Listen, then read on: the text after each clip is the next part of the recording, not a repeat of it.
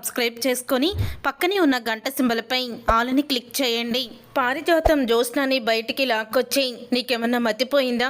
ప్రతిసారి కూడా నువ్వు అందరి ముందు ఆ దీపని నోటికొచ్చినట్లు మాట్లాడి అందరి దృష్టిలో నువ్వే చెడ్డదాని అవుతున్నావు అని అంటూ ఉంటే అప్పుడే ఇక జ్యోత్స్న అయితే అసలు ఆ దీపని చూస్తుంటే నా కడుపు రగిలిపోతుంది గ్రాని, అందుకని దాన్ని ఏమీ అనకుండా ఉండలేకపోతున్నాను అని అంటూ ఉంటుంది జ్యోత్స్న.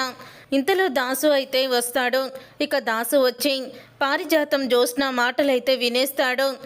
ఇక జ్యోత్స్నతో పారిజాతం అంటూ ఉంటుంది, చూడు కొన్ని రోజులు నువ్వు ఎక్కడికైనా వెళ్ళిపోవే, ప్రతిరోజు కూడా నువ్వు దీపని ఏదోటి అంటూ తనని అవమానిస్తున్నావు. నీ మాటలు వింటుంటే నాకే చాలా భయంగా ఉంది, అసలు ఆ మాటలు ఎలా మాట్లాడగలుగుతున్నావే అని అంటూ ఉంటుంది పారిజాతం. అప్పుడే బాల్కనీలోకి దశరథ అయితే వస్తాడు. జ్యోత్స్న పారిజాతం ఇద్దరు మాట్లాడుకోవడం చూస్తూ ఉంటాడు. ఇంతలో దాసు వచ్చి దీపని జ్యోత్స్న ఏమంది, దీపని అంతలా అవమానించే మాటలు ఏమని చెప్పింది అని అంటూ ఉంటాడు దాసు. అప్పుడు ఇక పారిజాతం ఏం లేదులేరా, నువ్వెందుకు వచ్చావు ఇక్కడికి అని పారిజాతం అడుగుతూ ఉంటుంది. నేను ముందు నుంచి ఈ జ్యోత్స్నాని హెచ్చరిస్తూనే ఉన్నాను, దీప విషయంలో ఏదైనా తప్పు చేస్తే మాత్రం నేను ఇంట్లోకి వెళ్ళి ఇంటి వారసురాల గురించి నిజం చెప్పేస్తానని అని అంటూ ఉంటాడు దాసు. అయితే అప్పుడే ఇక జ్యోత్స్న అయితే గ్రాని నీ కొడుకుకి చెప్పు, అసలు ఇక్కడ ఏం జరిగిందో తెలుసుకోకుండా మాట్లాడొద్దని అని అంటూ ఉంటుంది జ్యోత్స్న. చూసావమ్మా నీ కొడుకు అంట ఎలా మాట్లాడుతుందో అని అంటూ ఉంటాడు దాసు. అప్పుడు ఇక పైనుంచి చూస్తున్న దశరథ జ్యోత్స్నతో దాసు ఏదో గొడవ పడుతున్నాడు అని అనుకుంటూ కిందకైతే దిగొస్తాడు.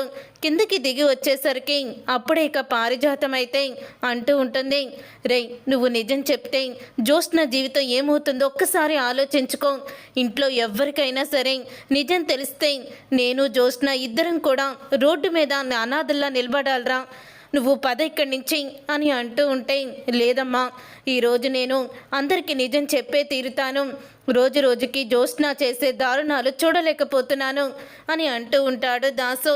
ఒకవేళ నువ్వు వచ్చి నిజం చెప్పావంటే నేను ఊరేసుకొని చేస్తాను అని అంటూ ఉంటుంది జ్యోత్స్న. ఇక అనేసి జ్యోత్స్న లోపలికి వెళ్ళిపోతుంది. దశరథ అయితే ఒక చెట్టు చాటున దాక్కొని చూస్తూ ఉంటాడు. తర్వాత పారిజాతం, రే దాసు అది అన్నంత పని చేస్తుందిరా, అంత మొండిది, దాన్ని మనం కాపాడుకోవాలరా, దయచేసి వెళ్ళరా ఇక్కడి నుంచి, నువ్వు నిజాన్ని బయట పెడితే అది ప్రాణాలతో ఉండదురా అని అంటూ పారిజాతం నచ్చ చెప్పి దాసుని ఇక పంపిస్తూ ఉంటుంది. అప్పుడే ఇక దాసు అయితే మీ వల్ల దీపకి ఏదైనా నష్టం జరగాలి, అప్పుడు ఒక్కొక్కళ్ళ పని చెప్తాను, కానీ నువ్వు చాలా పెద్ద తప్పు చేసావమ్మా, చాలా పెద్ద తప్పు చేసావు, మరి నీకు అది అర్థమవుతుందో లేదో నాకైతే తెలియడం లేదు అని అంటూ ఉంటాడు దాసు.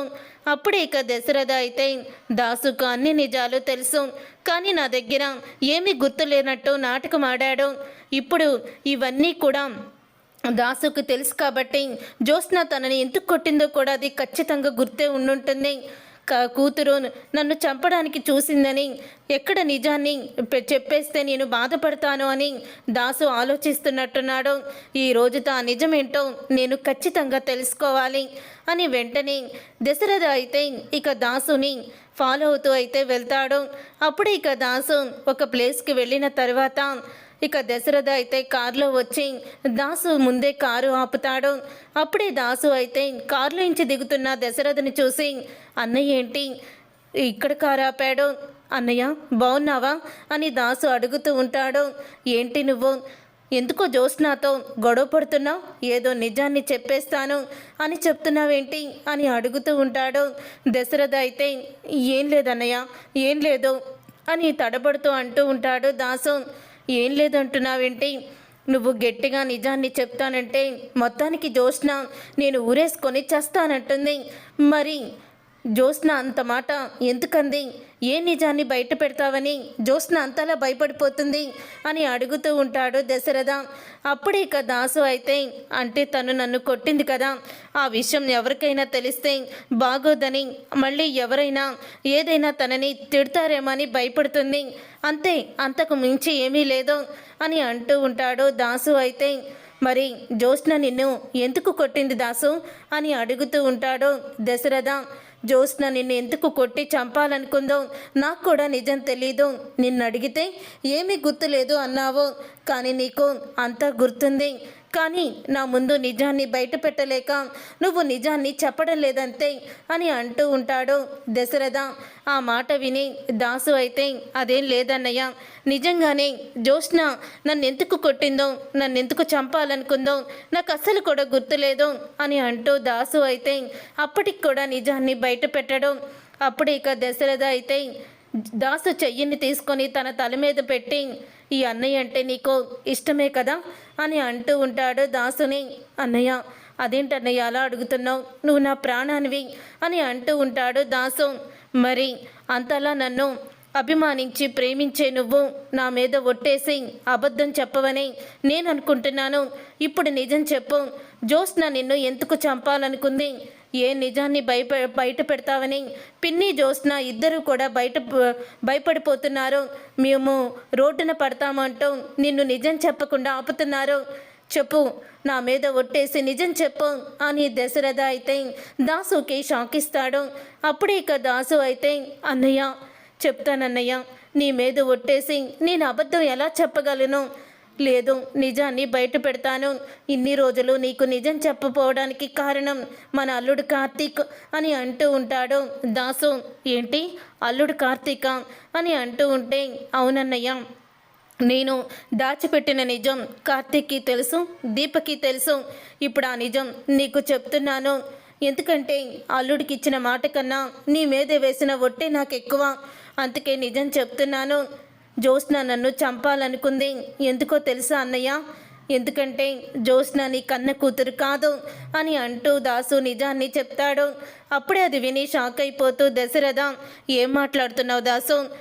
అసలు జ్యోత్స్న నా కూతురు కాకపోవడం ఏంటి అని అంటూ ఉంటాడు దశరథ. అవునన్నయ్య, జ్యోత్స్న నా కన్న కూతురు, దీప మీ కన్న కూతురు అని అంటూ నిజాన్ని బయట పెడతాడు. అప్పుడే ఇంకా దశరథకి ఏమీ అర్థం కాదు. దాసు, నువ్వు చెప్పేదేంటో నాకేమీ అర్థం కావడం లేదు, అంతా అయోమయంగా ఉంది, నిజం చెప్పు దాసు అని అంటూ ఉంటాడు దశరథ.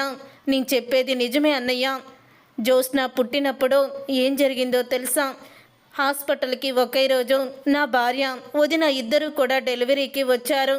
అలా డెలివరీకి వచ్చిన తర్వాత అప్పుడే ఇంకా ఇద్దరికీ కూడా ఆడపిల్లలు పుట్టారు. మా అమ్మలో అప్పుడే స్వార్థం మొదలయ్యింది.